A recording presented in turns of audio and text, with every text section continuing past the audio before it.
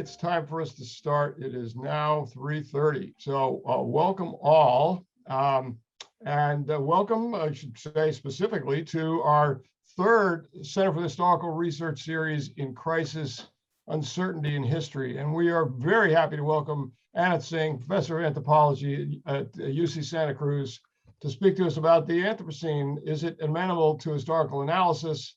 Focusing on the Feral Atlas and its applications for history. And I think it has a lot of applications for history. My colleague Chris Otter will be introducing Professor Tsing more properly, but I want to make some brief thanks to Scott Levi, Chair of the History Department, for his support, Laura Seeger, for our tech manager, for her unfailing support, Chris Adams as well, our fiscal associate.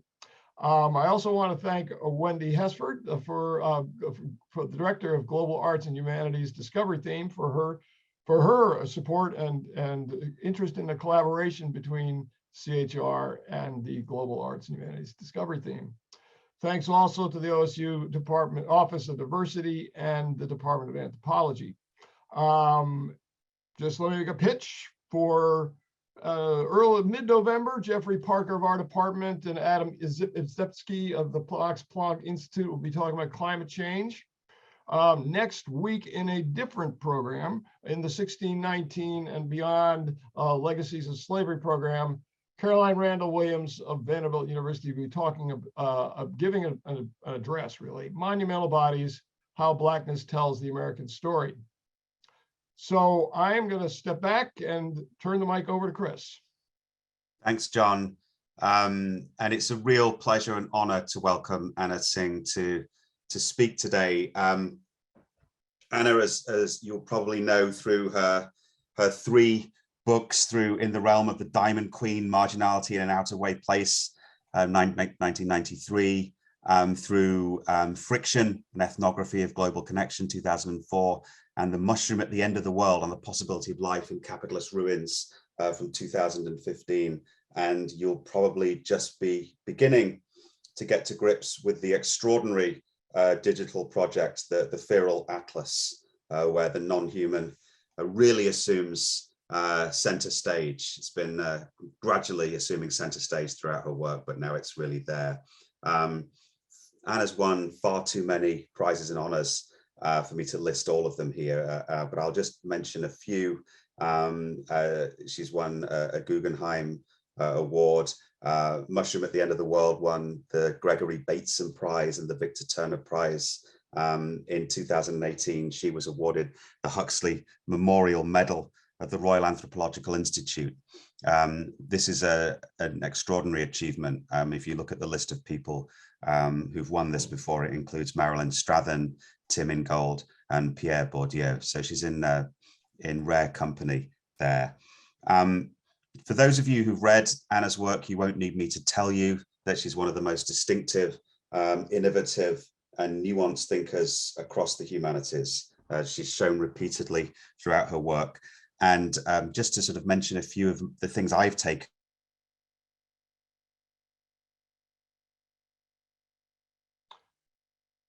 Chris. Approach to capitalism as lived, as felt, as experienced, particularly in Indonesia, but also more recently the US West Coast and Japan. And through these analyses, one of the central things that she does is she breaks down our conventional and rather hackneyed and stereotyped analytical models of scale. So these sort of micro, macro, global, local frameworks that we often operate with, they seem clumsy and Procrustean once you've read her books. She's much more interested in non-nested forms of scale, in scale as produced on the ground. The local is never quite local, the global is never quite global. And this is where she introduces some of her sort of signature concepts, things like patchiness and messiness as ways to kind of grasp the way capitalism works in reality, but also how people work with capitalism in reality. And it produces, tremendously nuanced arguments. And for those of us who like to think about scale and about space, her work is absolutely invaluable. Another couple of things that worth mentioning about Anna's work is the central role she's played in multi-species thinking. This has become a quite popular idea now in the humanities, but it hasn't always been. And we owe Anna a tremendous debt of gratitude for bringing the non-humans in and giving them space and giving them a voice. And another thing about Anna's work, and we were talking about this in the seminar early, and she doesn't like being seen as someone who gives us hope in a kind of naive way. At the end of Friction, she talks about hope, and it's clearly not a naive hope. Her books are about a world in crisis, but her books are not about a world that is doomed.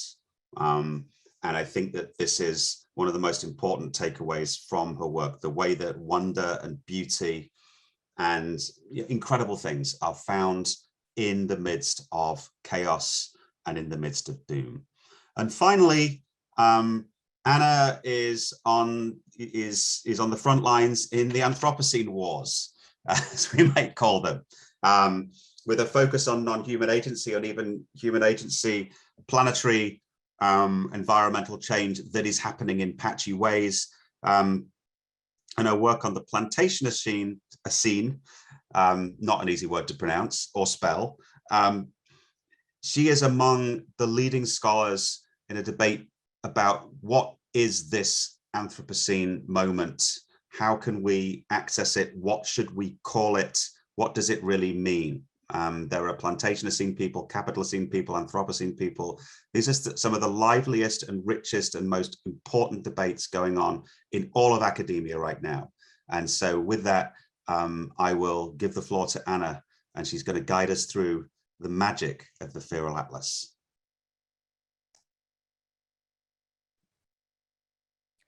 Thank you so much.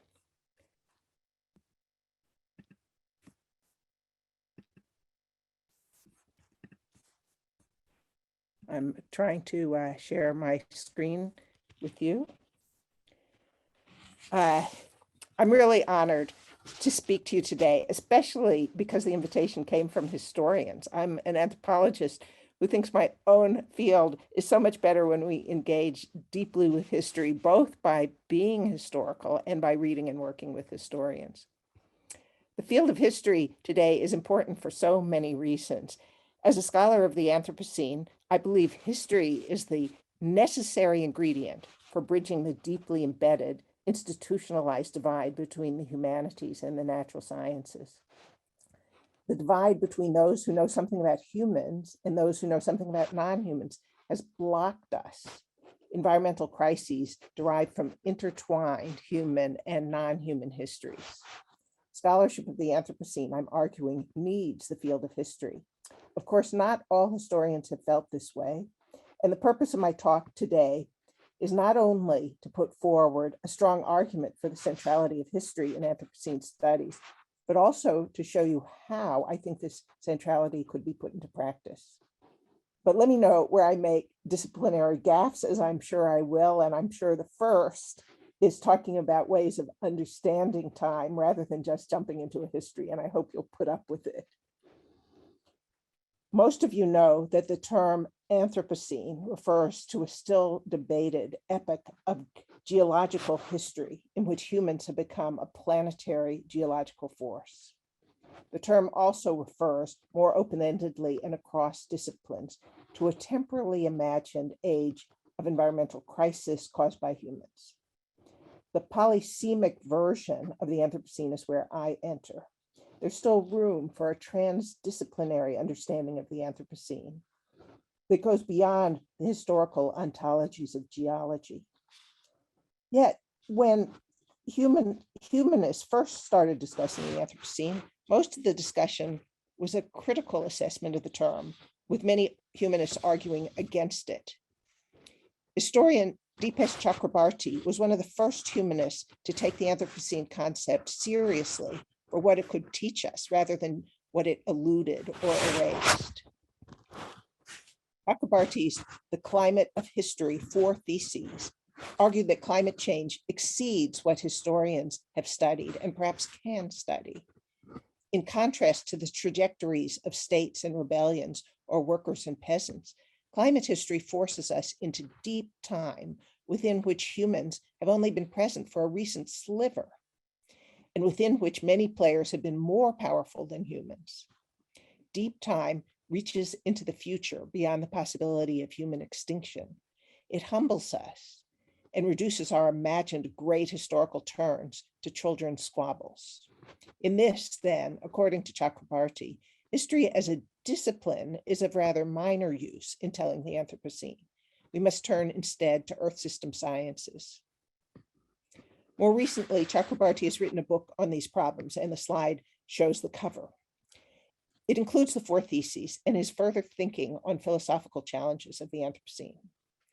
I have great respect for Chakrabarty's work, and it means a lot to me that he was the first to take the Anthropocene seriously as more than a new buzzword. However, it seems useful to differentiate his ambitions and mine. Chakrabarty's focus is on the gap between 2 historical ontologies, that is, assumptions through which 2 kinds of history can be constituted.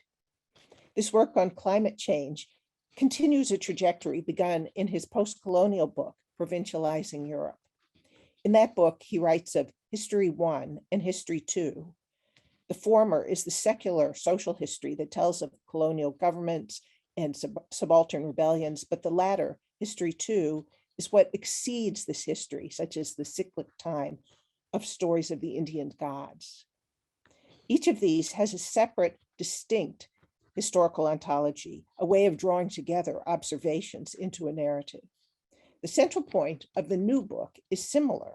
There are 2 ways to understand the space of life on Earth, the global and the planetary. The global is the history of empires and rebellions. It is history as usual, another version of History 1. The planetary is the deep history of Earth system sciences, an alternative History 2. Although human lives and Anthropocene discourses dip in and out of History 1 and History 2, the 2 versions of what might count as history are not mutually constitutive. They remain separate, distinctive modes of reflection and narration.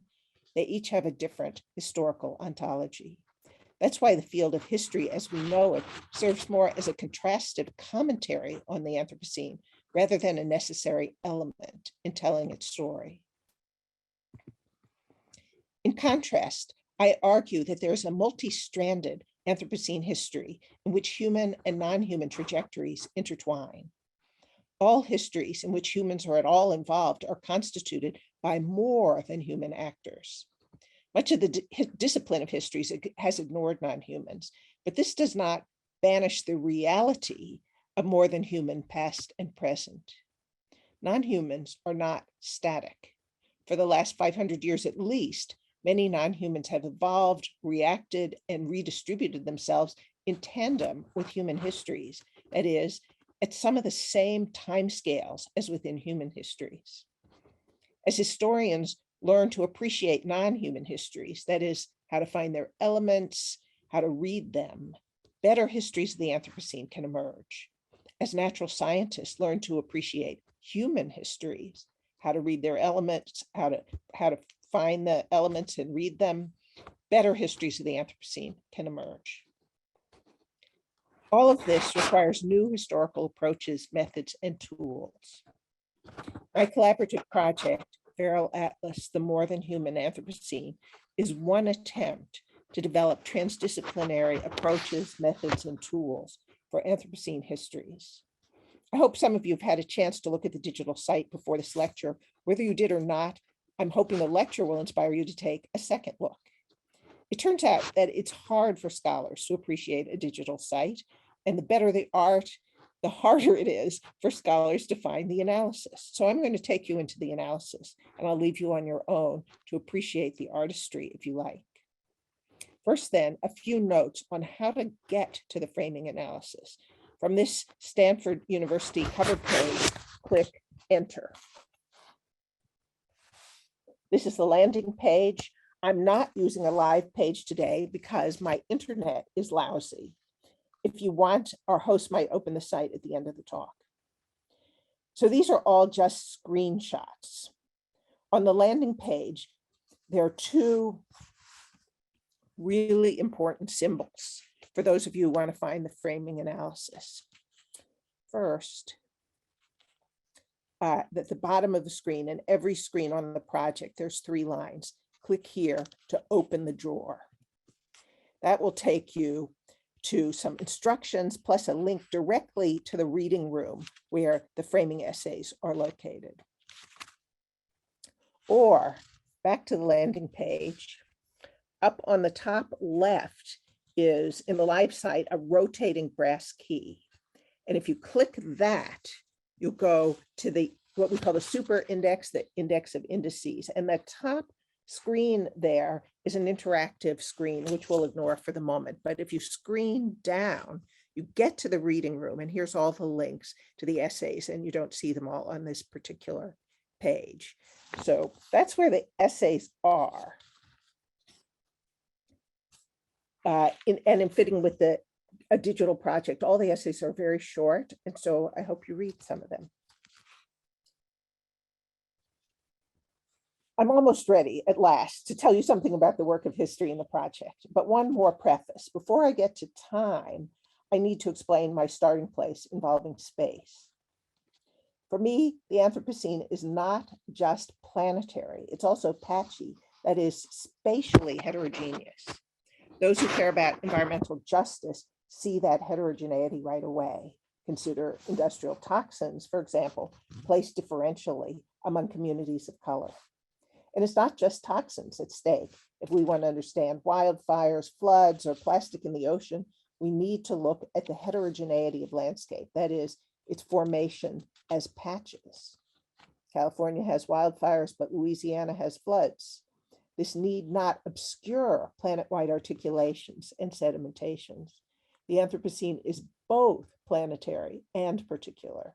The Anthropocene both coheres and fragments through its ecological patch structure. Ecological patches are produced by heterogeneous kinds of time. So it should be no surprise that I want to show you multiple kinds of history operating around each other to produce the patchy Anthropocene. These histories interact even as they never cohere into a single trajectory. My job as a transdisciplinary scholar of the Anthropocene is to appreciate these several kinds of history as these create patches on the one hand and interactions across patches on the other. A colleague asked me to produce a chronological timeline for the Anthropocene, but I just can't. As I told him, my timelines swirl around each other, producing aggregates of lines, perhaps something like the lines burrowing crabs make in the sand. There's quite a few things wrong with this as a diagram of timelines, but maybe what's right is that these lines in the slide converge in a hole, a dropping off place where everything changes. Those of us thinking about the Anthropocene must continually ask, at what moments do things radically change? I've just read Lucas Bashir's new book, Running Out, which describes the draining of groundwater by settler colonialism and capitalist agriculture in the US Midwest. He's describing his family's home place in Kansas. From the beginning of the 19th century, there were settlers and even some drilling, but this was an area where Native Americans still lived. Everything changed, he says, in 1872. That's when the railroad came through. With the railroad came those who killed and chased off Native Americans, massacred the buffalo, and set up a tight matrix of farms that depended on the deep wells that ended up draining the aquifer. Environmental change often has these moments when the possibilities of life are transformed. Together with my Feral Atlas co-editors, I've been impressed by the role of infrastructure, by which I mean social projects to transform water, land, and air materially. Railroads often created that kind of change. This slide is not 19th century Kansas, it's 21st century Brazil, a scene from a 30-second video in Feral Atlas by Isabel Carbonell. It's one of the many videos that show the power of infrastructure to cause radical environmental changes. But to make that argument, I need to show the power of a particular kind of historicity, and that's historicity associated with systems theory. If certain arrangements have a systemic relation to each other and they're pushed past a tipping point, then the old system can be swept away in favor of different arrangements. Now, systems theory is what interests Chakrabarty in his biophysical planetary history. But note that by considering infrastructure, I'm still firmly in the realm of human arrangements like this railroad. This is biophysical, but on a human timescale. Humanists have had a lot of bad things to say about systems theory, which simplifies the world to look at radical change. I agree, it simplifies the world. To me, systems theory is a thought experiment, that is, a conceptualization meant to clarify radical change, but not the best description. In fact, humanists use this kind of thought experiment all the time. When we imagine a transition between feudalism and capitalism, for example, we're working with the historicity of systems theory. To ask about systemic change, systems theory is what we need, even if we use other tools as well. In Feral Atlas, we use the term tippers to refer to infrastructure-mediated systemic changes. Again, this is a series of thought experiments that ask what kinds of infrastructural changes to the Earth create systemic change. Instead of just considering one infrastructure at a time, such as a railroad, we group them into kinds of infrastructural work. We consider 7 kinds of work, not because this list is exhaustive, but rather because these categories are useful for the cases we collected. Railroads, then, would be one way of doing the work we call take, that is, long-distance transport. Ships and roads also facilitate these Anthropocene ways of transporting people and things across great distances. With each of these categories, we argue that these are old human kinds of action, but something changed that created Anthropocene ecologies. Humans have always carried things around, but railroads made a new kind of carrying around possible, transforming ecology and society. One field report in Feral Atlas shows the significance of railroads, written by historian Iftikhar Iqbal about the social and ecological change in the Bengal Delta. The Ganges River builds land in the Bengal Delta. At the beginning of the 19th century, new farms appeared every year from the sediment, stopping landlords from asserting full control. Immigrants poured in to work the new land. The Bengal Delta was the rice bowl of South Asia. But then the railroads came, blocking the flow of water and sediment. New land was cut off. Meanwhile, the water collected in stagnant pools, blocked by railroad embankments. These pools formed perfect environments for the escaped imported plant, water hyacinth, which grew so well that it blocked navigation, smothered rice fields, and bred hordes of mosquitoes. Rice became harder to grow, landlords gained power, famine ensued. As Iqbal explains, in the Bengal Delta, the Anthropocene began with the arrival of the railways. Consider some other land, water, and air changing projects that we call infrastructure. Monocrop estates built in the heritage of New World plantations, worked by enslaved people, change not just their own ecologies, but those around them. Agroecologist Yvette Perfecto has written for Feral Atlas about coffee rust fungus, which spreads together with monocrop coffee plantations. Furthermore, it kills coffee not only within plantations, but beyond, as spores spread to peasant gardens as well. This map shows the historical spread of coffee rust fungus together with colonial and commercial monocrops. Wherever you see the head of an arrow, there's a place where plantations were established. Perfecto's research in Central America gave her a privileged view of this story. Coffee rust fungus spread very late in Central America because most coffee was not grown in plantations, but rather in peasant polycultures. On the left here is Perfecto's diagram of the different ways people grow coffee, from peasant polycultures on top to industrial monocultures at the bottom. Only when the industrial monocultures were established did coffee rust fungus move into the area as a problem. This is because monocrop plantations are perfect places for the spores to germinate and find mates.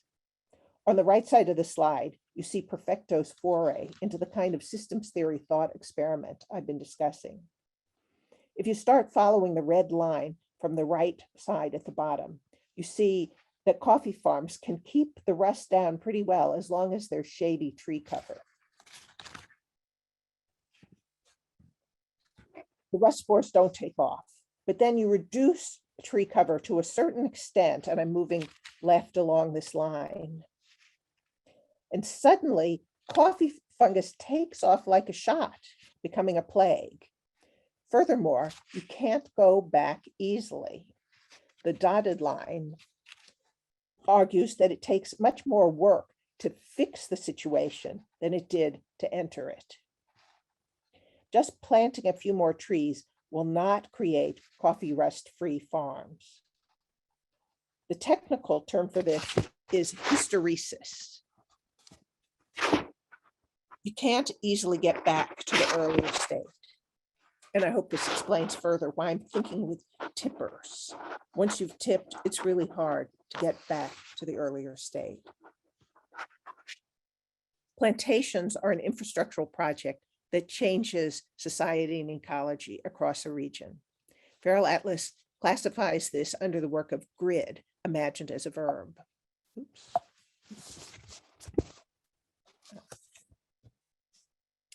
Here's a still from one of the videos we commissioned to show the work of grid.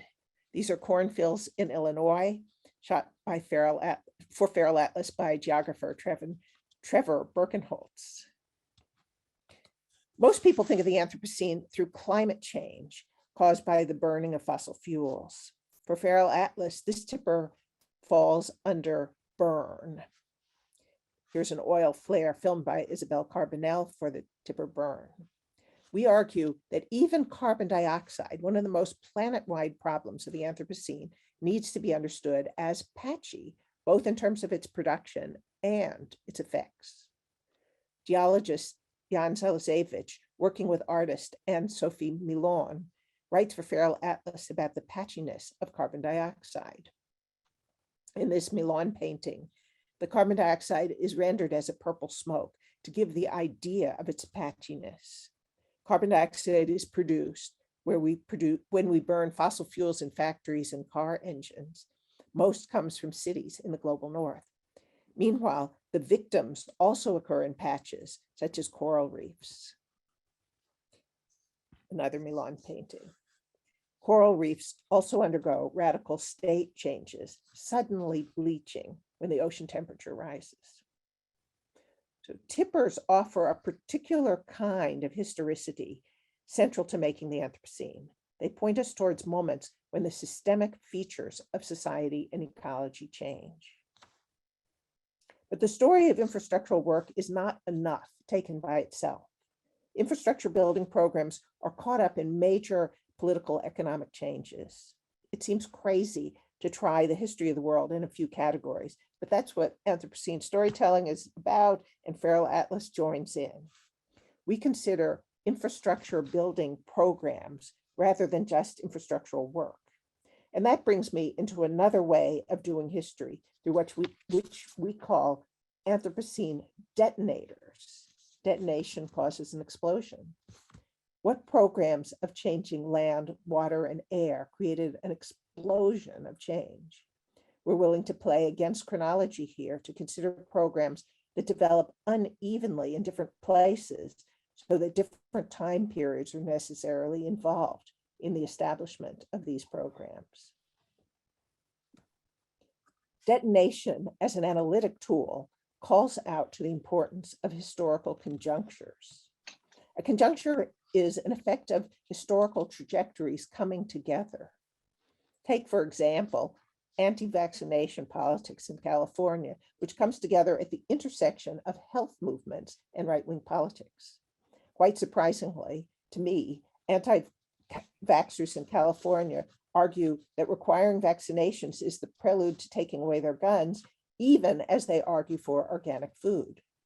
This is an unexpected patch. It requires attention to conjuncture. Feral Atlas argues that the Anthropocene is sparked by a series of conjunctures in which infrastructure building programs gain force, sometimes across great distances. In the 18th and 19th century, for example, colonial navies competed with each other to build port cities in the global south. Each initiative spurred on others. And there's no reason to include only those colonial port cities built at exactly the same time. Colonial port cities gained force in making Anthropocene effects across varied moments in time. To see what we're trying to argue, consider the Anthropocene time of geologists. The Anthropocene is a proposed epoch. It would be at the top right of this diagram, pretty much where you see the word today.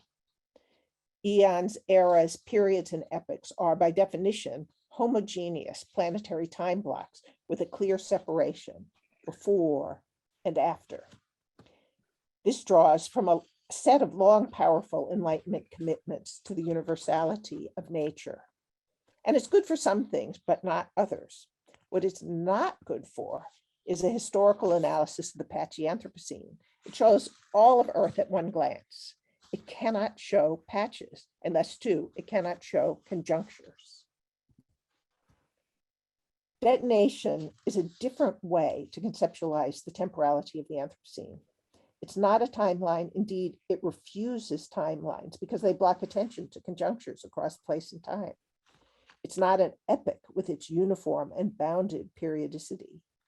Perhaps it owes something to Walter Benjamin's thesis on history, in which memories rise up at a moment of danger.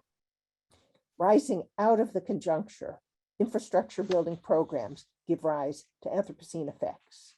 Neither timelines nor periods are sufficient to describe the process. To call out some key conjunctures, Feral Atlas uses the words invasion, empire, capital, and acceleration. Because of these words, one critic suggests that we're once again blaming the white man. This is a misunderstanding. Feral Atlas moves away from a politics of personal blame to look at structural transformations of land, water, and air. That these might be labeled with terms such as invasion and empire is a consequence of the importance of European expansion in the making of the contemporary world.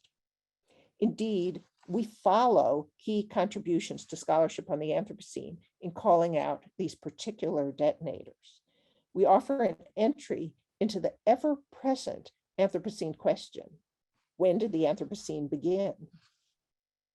We take seriously the answer that scholars disagree. There's some scholars who want to start the Anthropocene with the rise of modern humans. After all, humans changed landscapes through fire on the one hand and exterminating big animals on the other. Feral Atlas does not deal with this long, thin Anthropocene. Instead, we start the story where a good number of geographers, biologists, and indigenous scholars want us to start, 500 years ago with the European invasion of the Americas. But that date does not establish a chronology. In places such as Australia and New Zealand, European invasion came much later, and settler colonial transformation of landscapes continues around the world today.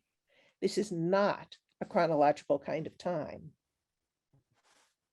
Feral Atlas attempts to show the force of invasion as a conjuncture, a detonation, through a collage of historical scenes that take place across place and time. This landscape painting shows conquistadores on the right, but here are Australian Aborigines fighting British invasion, the Brazilian Amazon burning from contemporary cattle invasion, and even the settler colonialism of the suburbs, all in the same story. There's an argument here that a related set of invasion-oriented infrastructure projects, such as the wholesale transfer of exotic plants and animals, tie these scenes together across chronology, but yet with the historical force of their conjuncture. Consider the next empire. Post-colonial scholars of the Anthropocene draw attention to imperial infrastructural programs.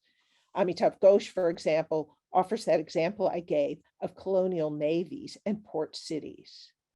Many of the phenomena we call Anthropocene get their start in imperial infrastructures. Here's the Feral Atlas landscape illustrating empire as an Anthropocene detonator.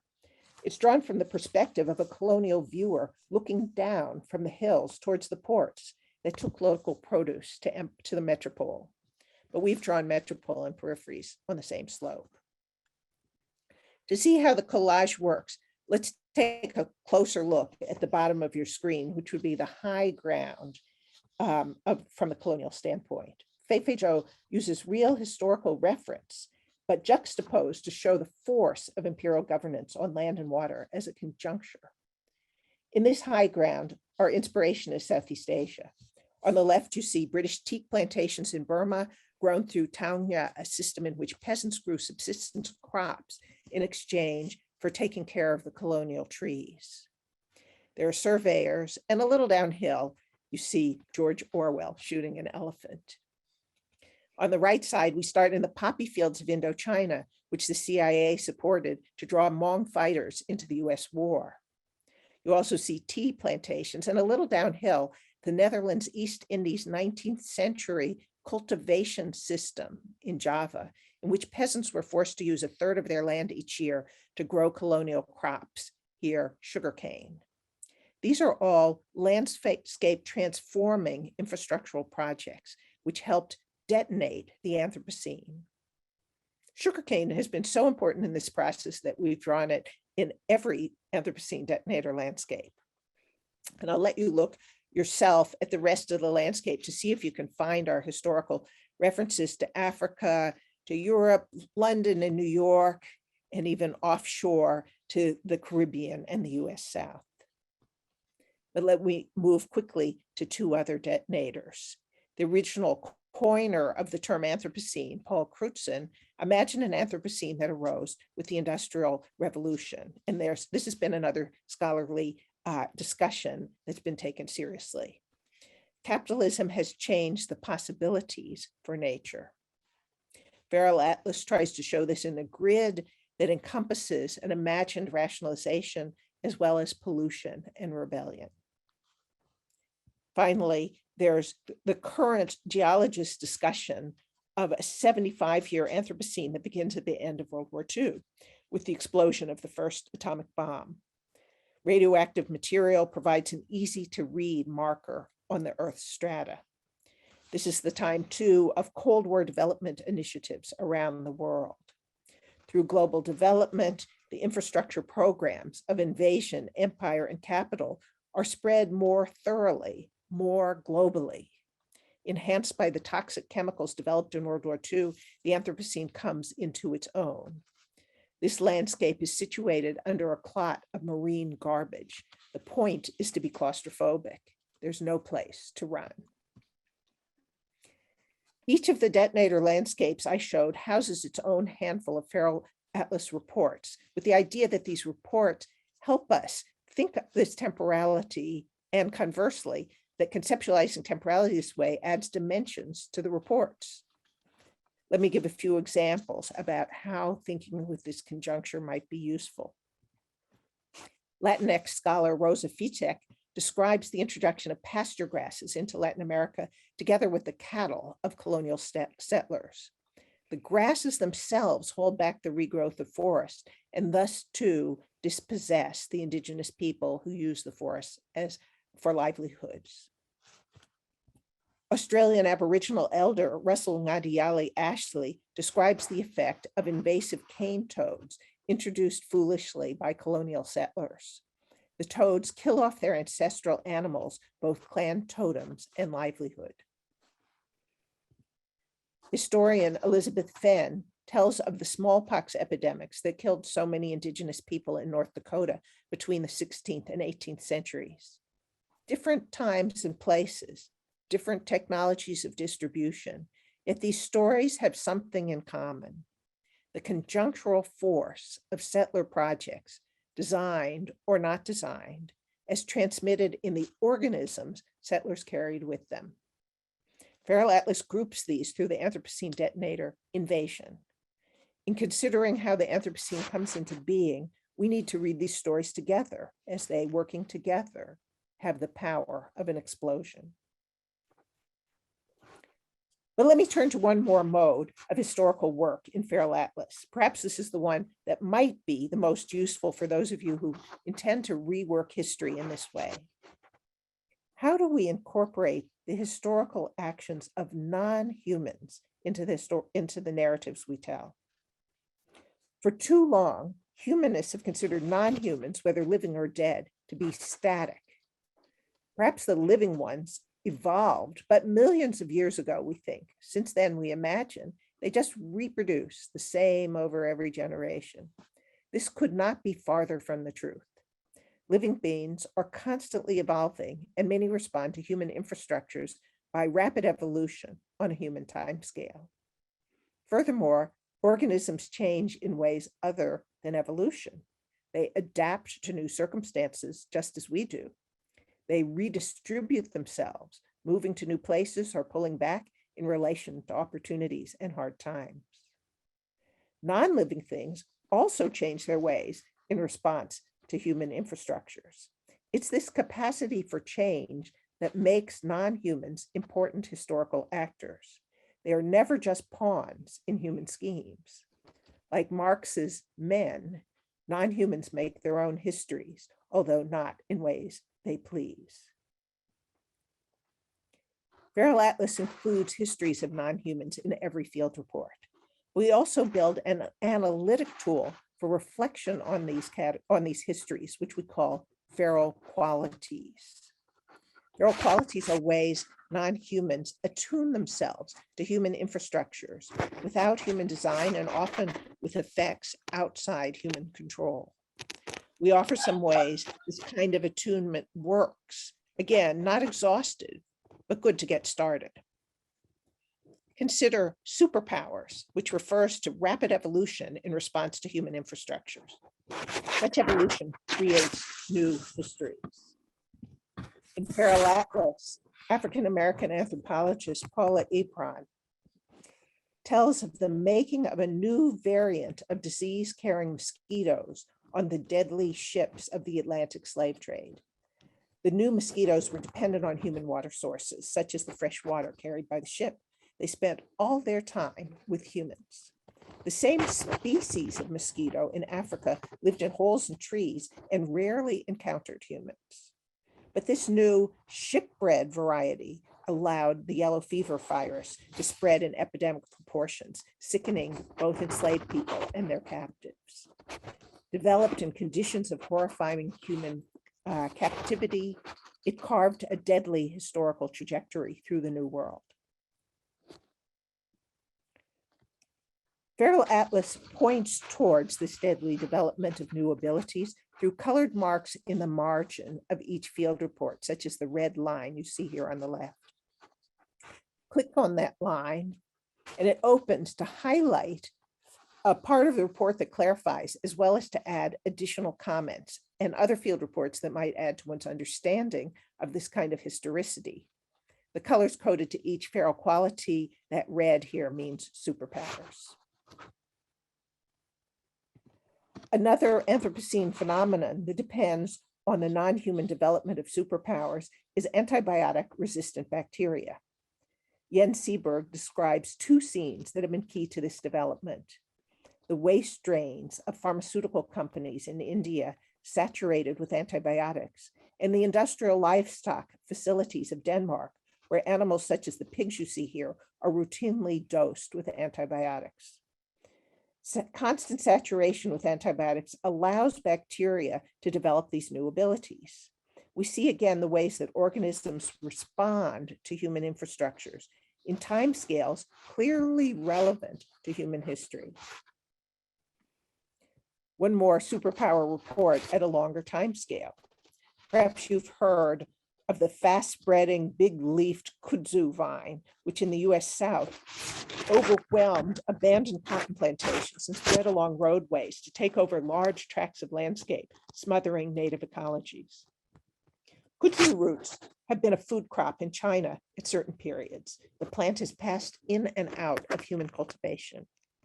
A team of Chinese researchers has studied the genetics of kudzu, arguing that these repeated forays in and out of domestication have created plants that respond readily to human ecological disturbance, such as along roads and in eroded and depleted abandoned fields.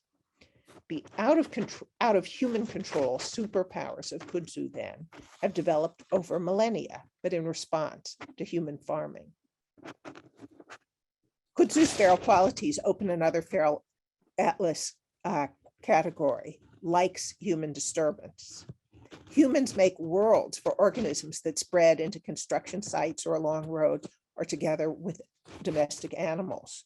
Recall the pasture grasses I introduced before that block forest regeneration in Latin America.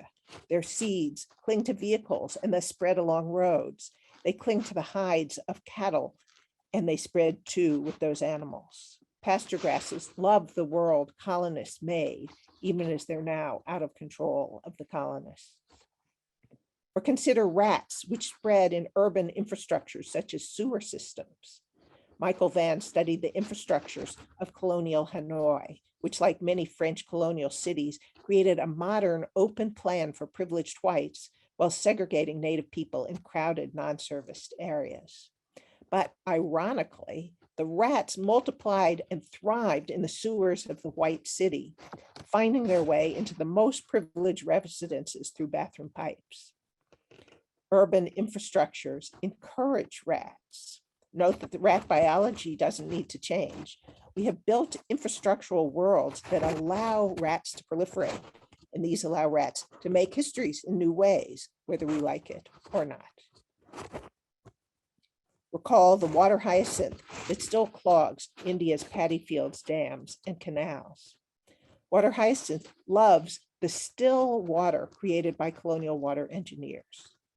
All over the world, and entirely without thinking about it, engineers have made worlds for water hyacinth to thrive.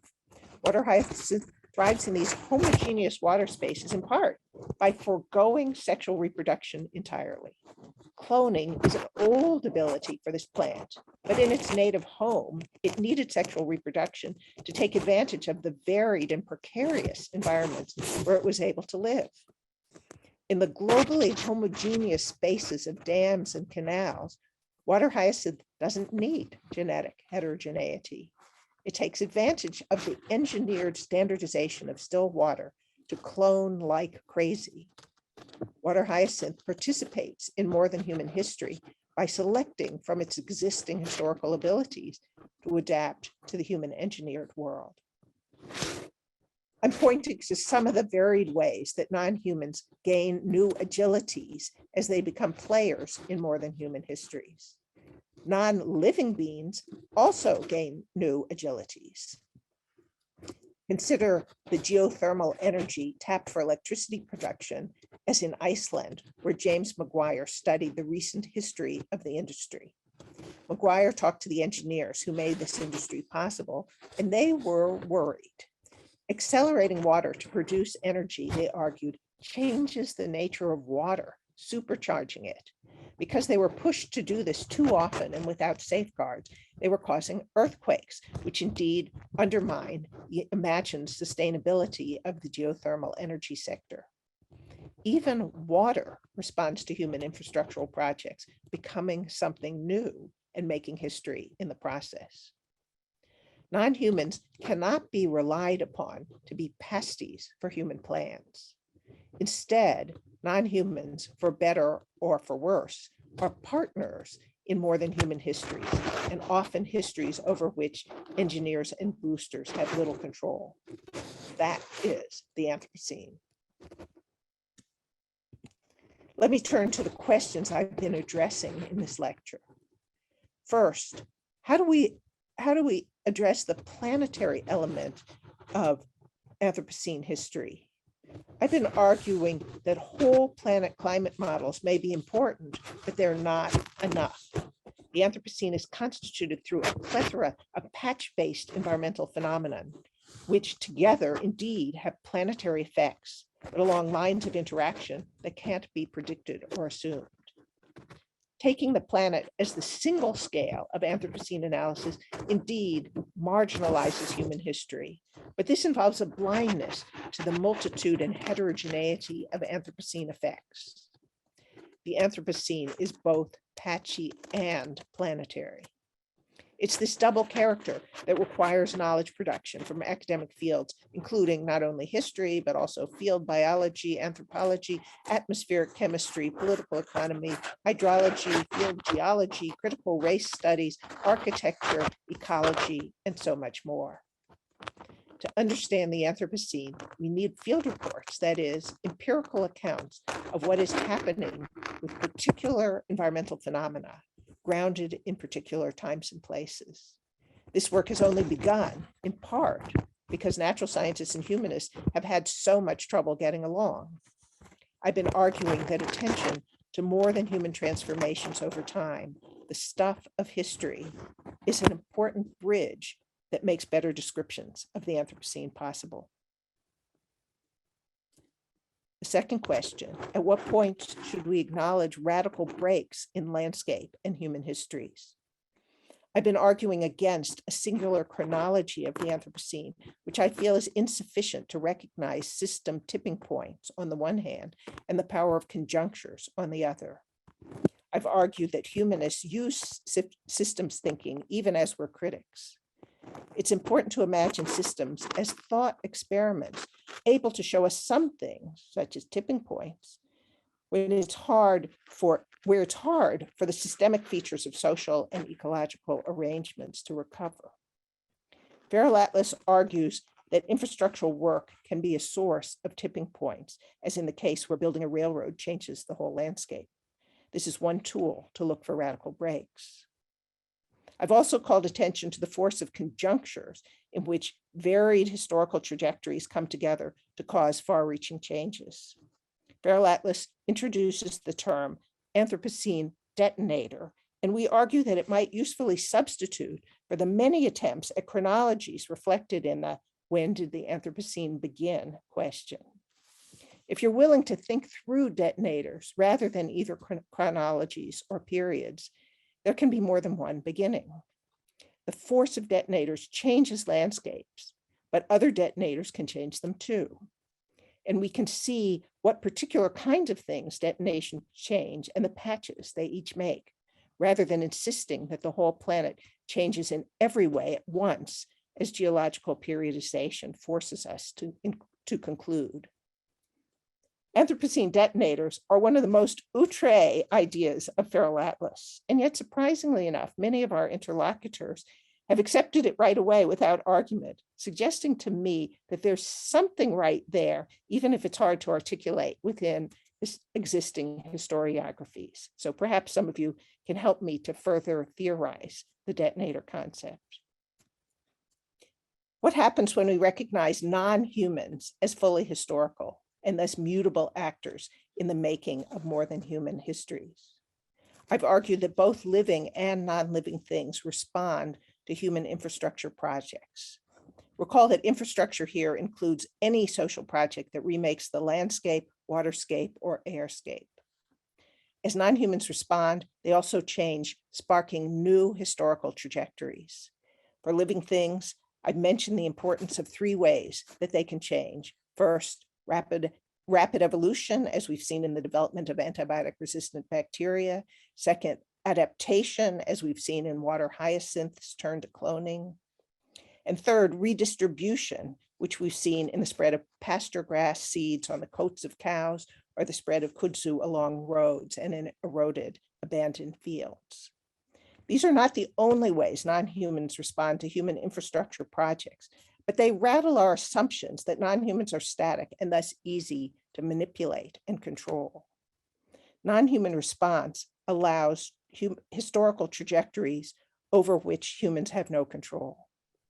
To write more than human histories, we need to consider both humans and non-humans as historical actors, that is, contributors to unpredictable trajectories.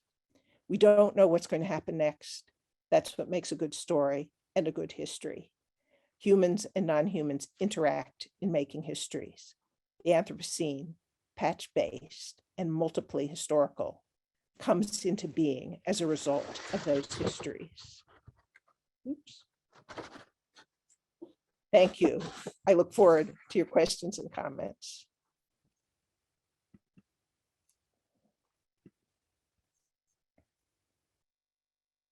Unmute, start video.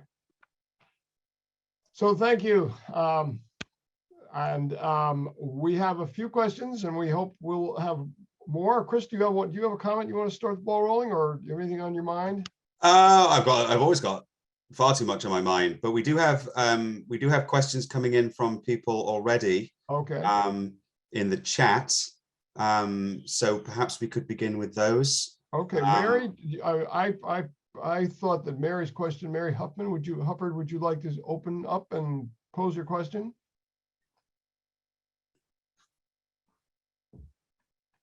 Yes. Thank you, Tsing, for your wonderful work and your talk. And we use your work in our classes, and it's such a gift at this time. So I'm wondering, you talked about the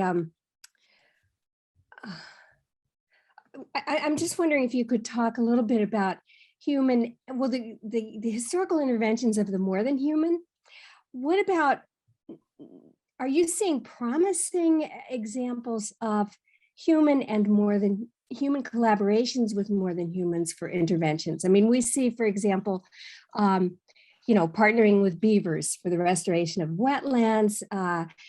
And I'm also wondering whether such partnerships are being leveraged to address injustice to BIPOC communities.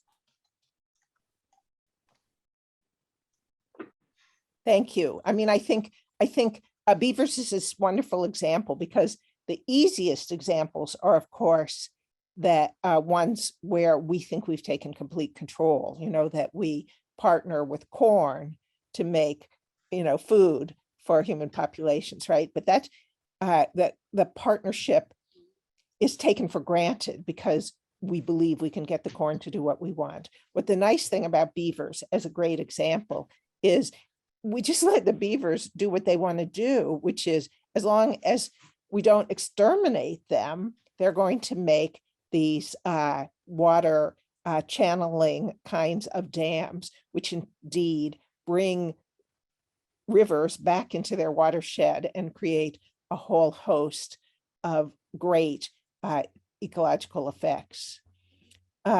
So it's a great example that way. And maybe I'll start with an example from Feral Atlas of a beneficial piece, because it's also related to the social justice issue that you raised, which is, oh no, I'm going to forget the person's name just for a minute. It's a study of the marabou stork in the Ugandan capital city. And the marabou storks have moved in there permanently all year round because garbage is so good to eat. And the reason it's such an interesting story to me is that the city managers really hate the storks because they poop on people's yards and cars and things like that. But they're eating the organic aspect of the garbage. And so that salvagers, the human salvagers, are in there pulling out metals and paper and other kind of recyclable materials as a way of making a living, really appreciate those marabou storks. And maybe somebody can do me a favor, because I'm having a blank moment, of reminding me of the name of the person. If you on to Feral Atlas, you can tell me who this is, because I should call him out. Yes, Jacob Doherty. Thank you very much. Yep. Jacob Doherty's really amazing study of these marabou storks it's just a great example to me, of which there are very many, that of kinds of collaborations that perhaps might not be appreciated by elites, but where other participants think that this is actually a great thing to be doing. But I think we could come up with many more too.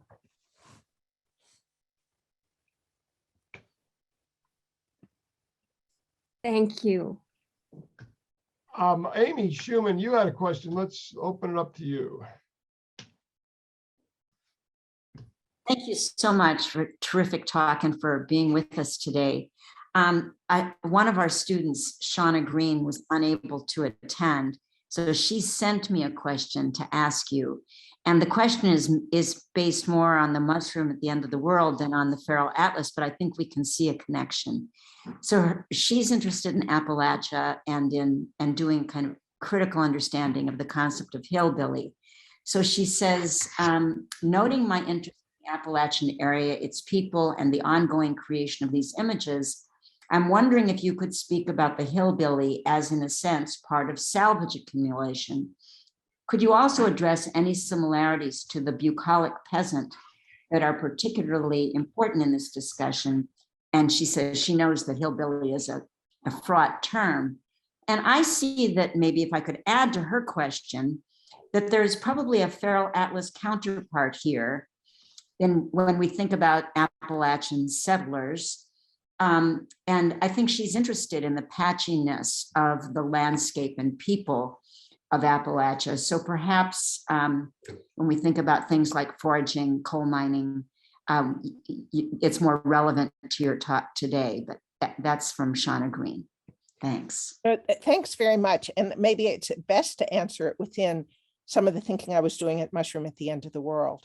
Though maybe I'll preface that by saying that very carefully in Feral Atlas, we have never applied the term feral to human beings of any sort because it's too fraught as an exercise. So we're not going there. Feral only refers to non-humans in the Feral Atlas. In the Mushroom Project, I had to think a lot, about people who are not on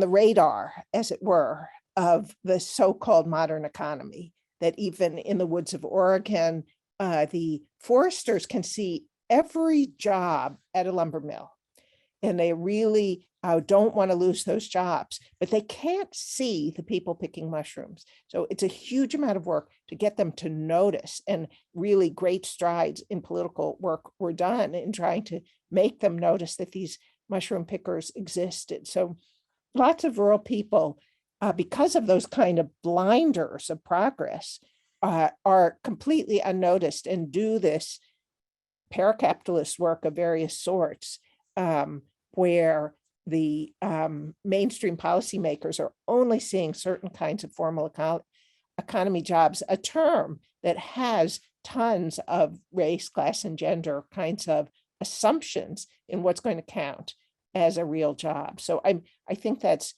part of the story that perhaps Shauna Green is referring to. I'm not sure about the bucolic peasant part, how to put that in. I mean, I think that the work I've done on bucolic peasants, maybe this is relevant, in Southeast Asia, is to look at the history of how colonial powers created peasantries in, I was looking particularly in what today has become Indonesia, Malaysia, and the Philippines. And in each case, colonial policies worked really hard to create certain kinds of peasantries that they imagined would be the proper subjects of governance. So those bucolic peasants are not a good description of what people are doing outside of colonial rule. So I don't know if that's some of the kinds of things he's interested in. Yes, but actually Mary Hufford, who just spoke, has spoken about how lowland Scots Highlanders were sent to various places as militia, and Appalachia was one of them, to fight Indians. And so the history then becomes important when we think about that population. So it's probably relevant. Thank you so much. All right, we have questions flooding in now. We have Greg Anderson. Where are you, Greg? Right here, Chris. Thank you very much. And thank you so much to Anna for introducing us to this magnificent project. As a I'm in the history department, and I've been trying to encourage my fellow historians for over 10 years to think through the ontological and metaphysical implications of their practice, to think critically about them. So I'm extremely sympathetic to your work, and I have introduced students to it as well. My question's really about the term Anthropocene, and as important as it is, of course, for us all to acknowledge the active human role in causing all the crises that your atlas talks about, I'm wondering if it isn't too one-sided a term even then. Likewise, Plantationocene, Capitalocene, and these various other terms.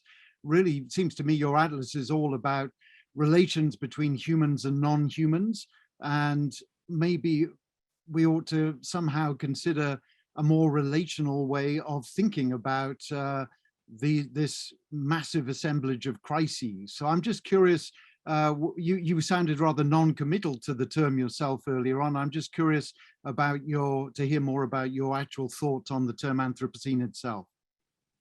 Well, everything that you just said about how humans couldn't do it by themselves is very much in line with what I'm trying to get across here. And that usage of the term Anthropocene that I find the most troubling is the usage that goes into the idea of the good Anthropocene. That is the one where adding more infrastructures and technical expertise and forms of investment capitalism will somehow fix all the problems, precisely because we only pay attention to the engineers and the boosters, and we don't notice the more than human world around us.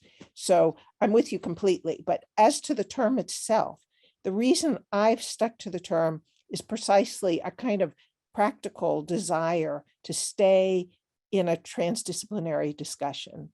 And since it's the term, it's like just an umbrella, whatever the term implies, it's an umbrella for discussion. And so I want to hold on to that discussion because it's really been unusual to allow that discussion at all. So while, of course, I'm extremely interested in all those pieces that have gone into Capitalocene, Plantationocene, et cetera, I'm holding on just as a strategic kind of move to the term Anthropocene to allow the largest kind of discussion I can imagine.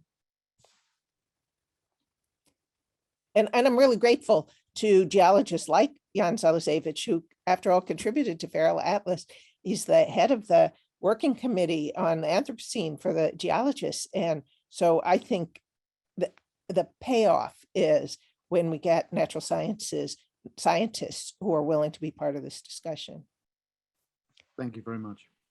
Yeah, it's a very ambivalent, polysemous word, but I don't think we can get rid of it at this stage. I think we've just got to negotiate it. Sean Yeager, you've had your hand up for a while. Hello, thank you. Again, thank you so much for this talk, this work. It's brilliant, so much to think about. I guess I'm wondering if you could comment on how disability further complicates these issues that you're already discussing with so much nuance. And I apologize if this gets addressed in parts of the atlas I wasn't able to address. There's just so much there. One example I mentioned in chat is how the anti-vax movement is fundamentally rooted in anti-autistic ableism, because it's better to have a dead kid than an autistic kid, heaven forbid.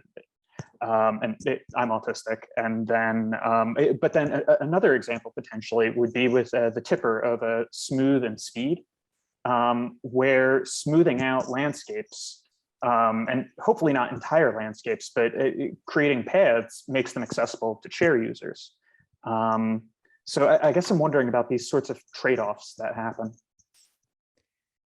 It's a really great question, and thank you for it. I mean, for me, it's a kind of a matter of scale, that I think that the scales at which we could make our lives more accessible are different than those that involve sort of conquering the world for a particular principle, like Smooth and Speed. That, where I did my first field work in Indonesia, people used bamboo little aquifers to bring the stream near the house.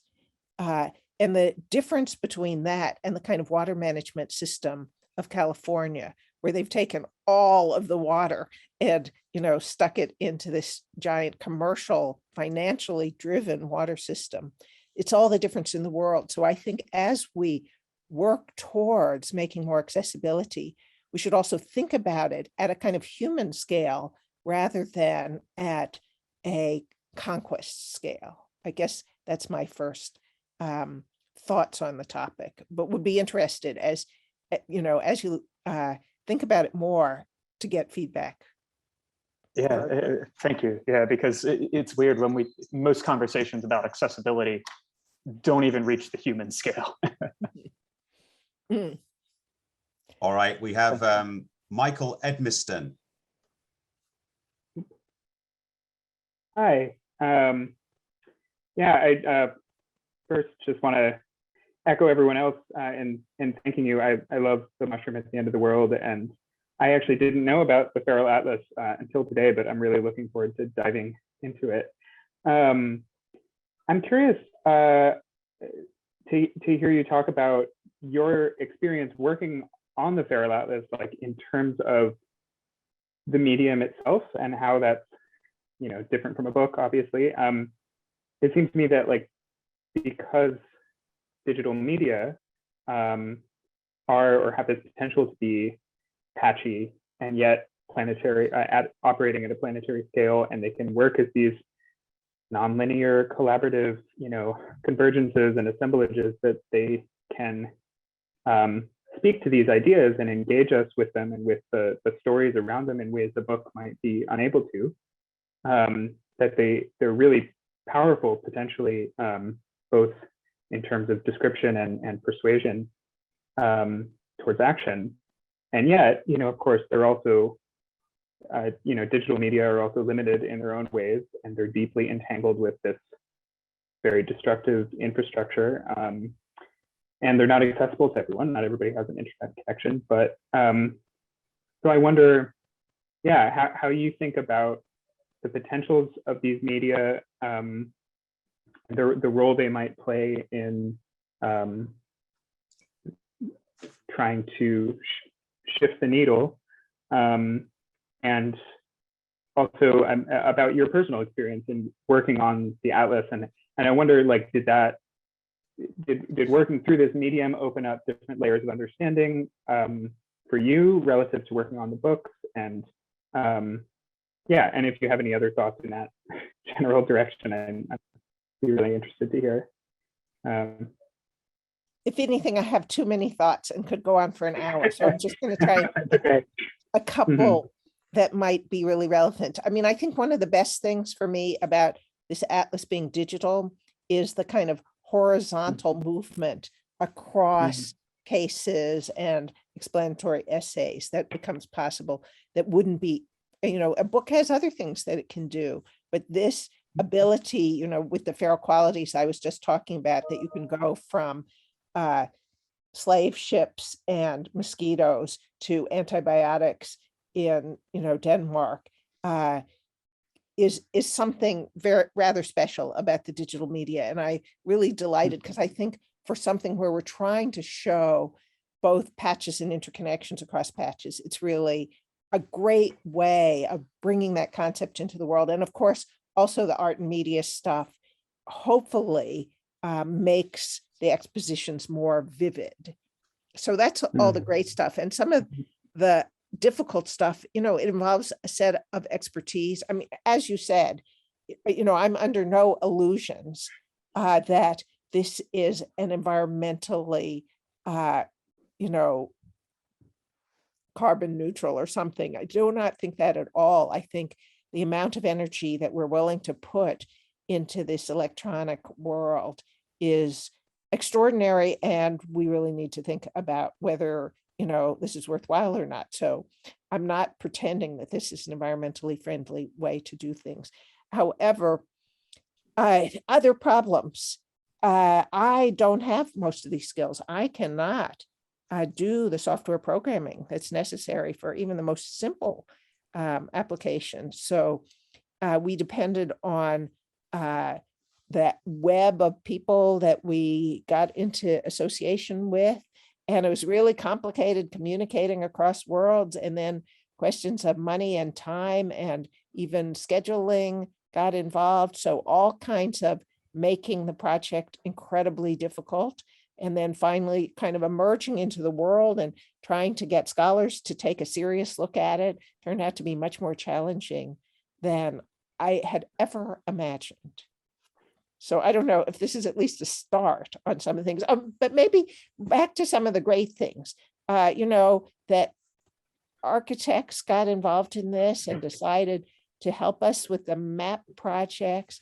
I could say something about Lily Carr, who became our kind of map director and just stayed on the project mainly as a volunteer thing because she loved the idea of stretching this idea of the map in the different ways we did to make an atlas that was so heterogeneous media-wise. So the chance to meet programmers and mappers and people who we never regarded as technicians, but always as co-creators with us in terms of what the message we had to say. That was really extraordinary opportunity. Thank you so much. Yeah, that's really helpful. I want to ask you more questions, but thank you so much. Yeah. So we have a question from Dan van der Summers. Are you there, Dan? Yep.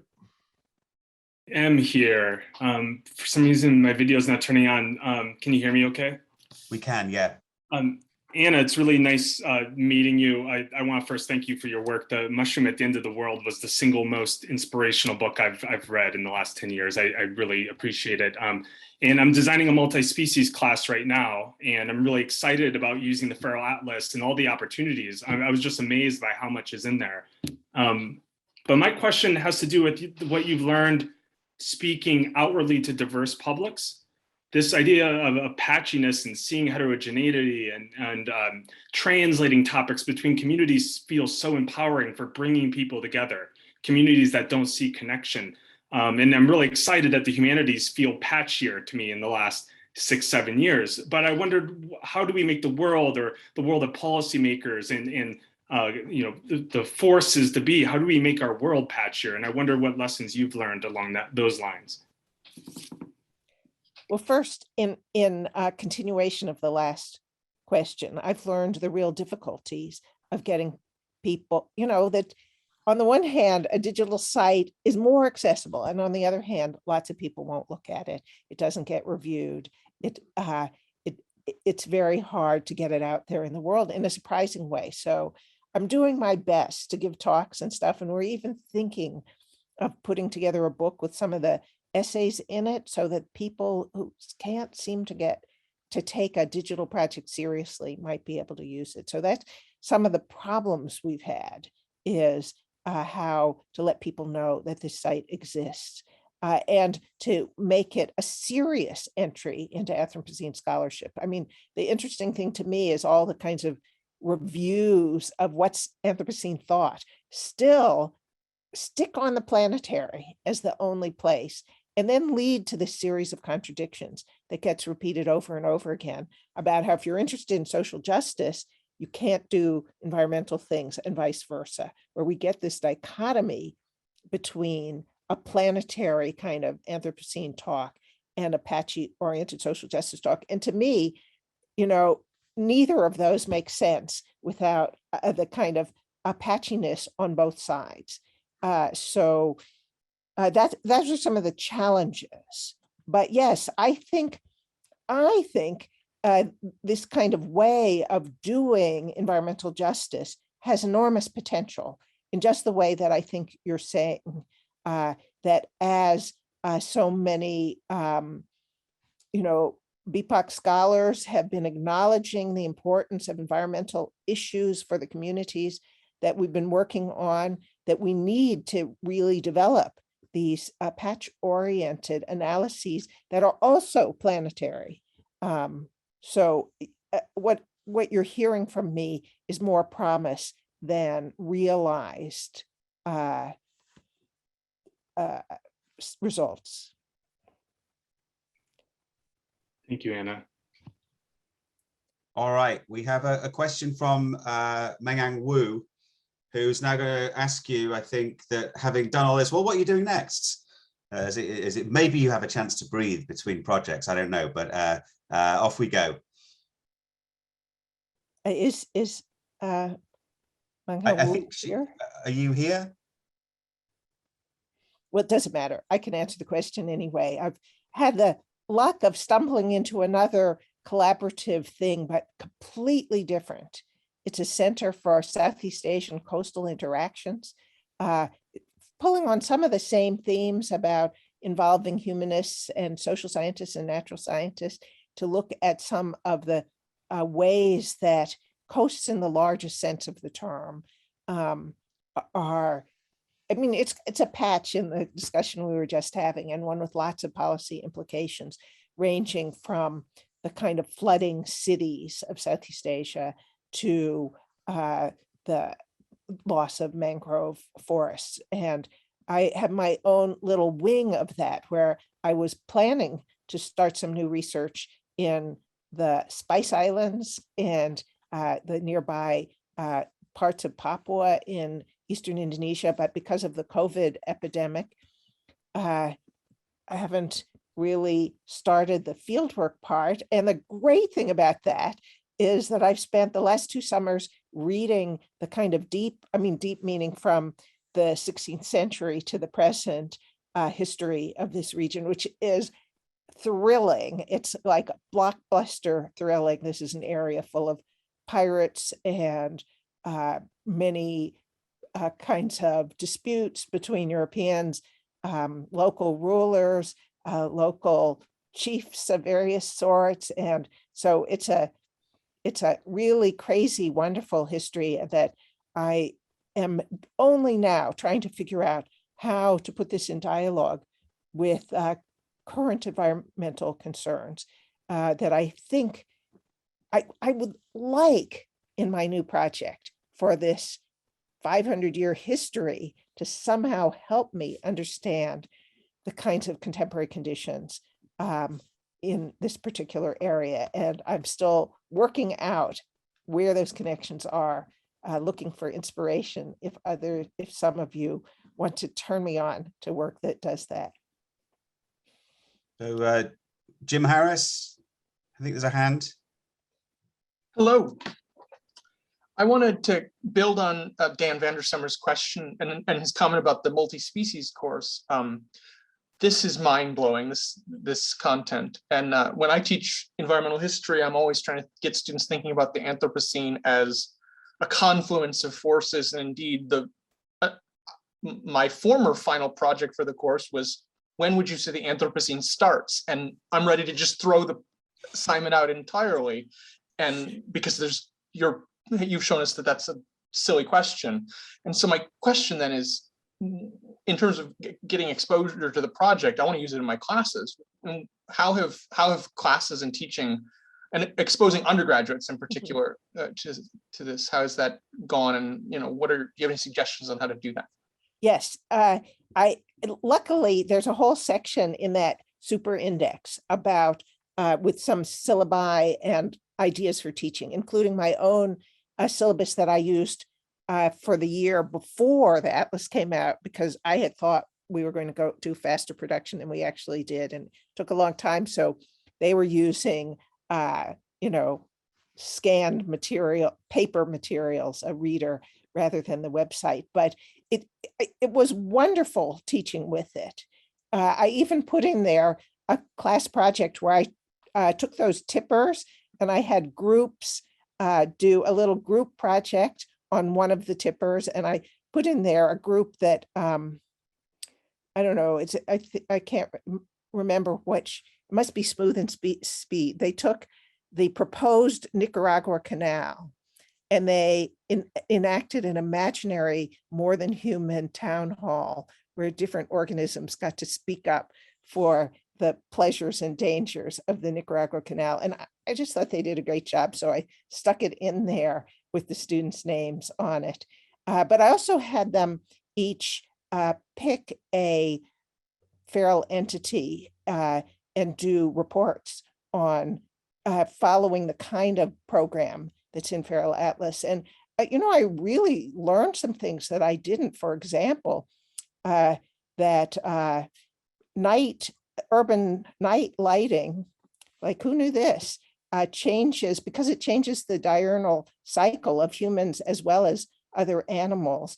And it means you both shed viruses and you're more susceptible to viruses. So all those lights that we shine out in our cities all night are part of our susceptibility to contacting viruses like COVID. So that was something I learned from my student, along with many other things. So using these as a basis for assignments is great. I'll have to say that an unexpected thing, Jennifer Dager, my colleague who's an anthropologist, had begun her career as a journalist. And so she came up with the idea of these titles, which we have, and we called thought bombs, where you can see the title of every field report is a sentence that tries to condense the key points. Surprisingly to me, trying to get my graduate students to write about their dissertation topics in these thought bombs has been a huge success. So it's a way that Feral Atlas, even above and beyond its content, has helped me with teaching. And undergraduates also, let me say. Thank you very much. Okay, we have a couple of questions. We've got 2 minutes left and 2 questions. I think we can get these in here. First of all, we have a question from Teodoro Mascarenas, and then we have a question from Emily Webster. So would you like to ask both of those, and then Anna will do her best to answer in 5 seconds, both of them, something like that?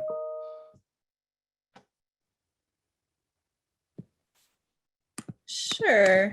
Thank you so much. Can you hear me okay?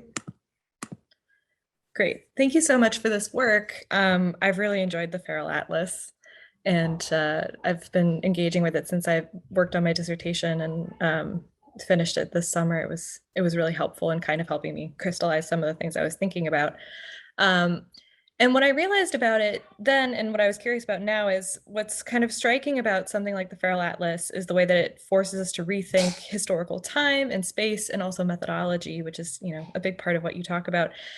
But I often, it might be a function of the field, especially of history, see pushback from scholars who don't specialize in environmental history about this kind of methodology. And so I was curious, as an interdisciplinary scholar, have you had any advice on how we can convince those who might see this type of work as a niche interest or methodology as something that has equally strong implications for those who don't strictly work on environmental topics or who work on more traditional forms of work?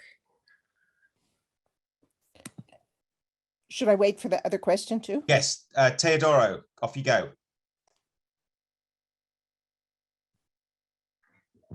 Hello, Anna. It's a pleasure to be talking to you.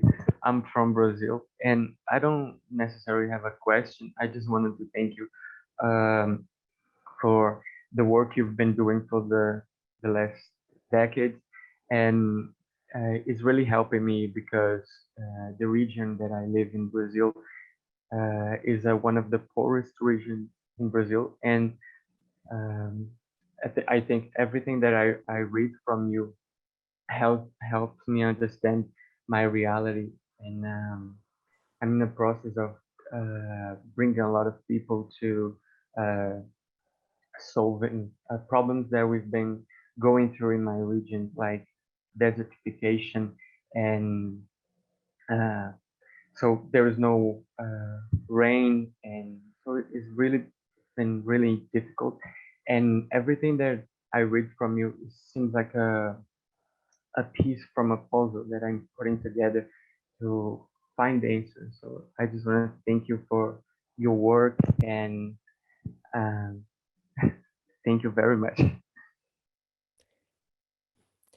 Well, thank you, Teodoro, for those comments. And I have had a sort of strange little collection translated into Brazilian Portuguese. Maybe you've seen it, Living in Ruins.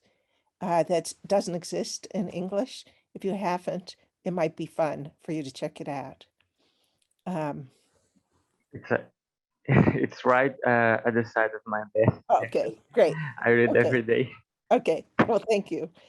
Emily, you asked some really good questions, and two comments come up right away. One is about the ways that for issues that aren't really mainly about the environment, that sometimes non-humans need to be in them.